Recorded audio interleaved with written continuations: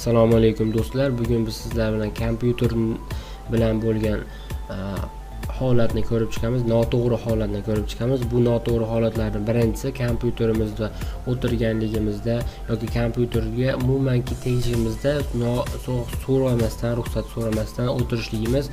Bu juda ham biz o'zimizga zarar yetkazadi.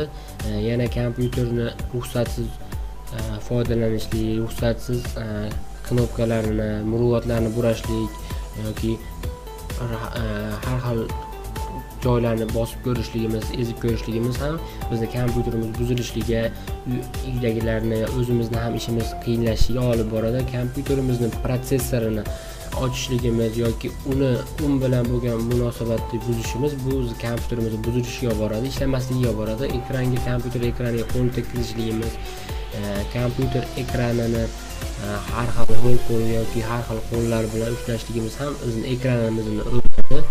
Yana kompyuterimizni razvedkaga suqishimizda o'z boshimchalik qilmasligi lozim, chunki kompyuterimiz bunda o'zimizni va hayotimizni va kompyuterni asosan o'zimizni hayotimizni xavfga qo'ygan bo'lamiz.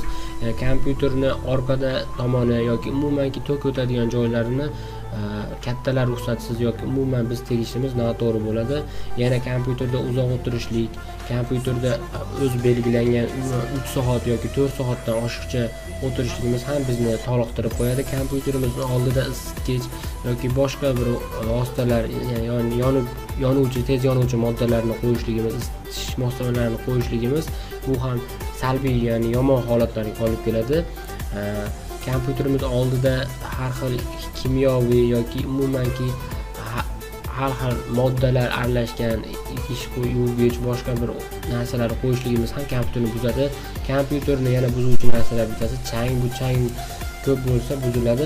Kompyuterimiz bilan yana yomon munosabat ko'rsatishimiz bir turi, kompyuterimiz bilan qo'pol munosabat qilishimiz, ya'ni kompyuterni qattiq klaviaturada bosishlik, jahlimiz chiqqanda uni urib yoki boshqa bir munosabatlari ham kompyuterning tez buzilishi yoki uzoq yetmasligiga, sifatsiz ishlashiga sabab bo'ladi.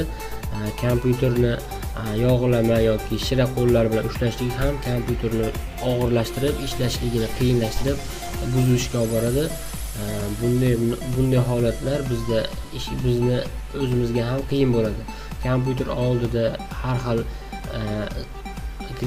kremlar bilan kelishi taqiqlanadi. Yana kompyuter oldida bukchayib o'tirishlik mumkin emas. Belni tik turgan holatda o'tirish kerak. Kompyuterni mana bu bola singari o'tirish ham ko'zga qattiq zarar yetkazib, bizni ko'zimizni mana bu parovozchani ko'zlariga o'xshatib qo'yishi mumkin.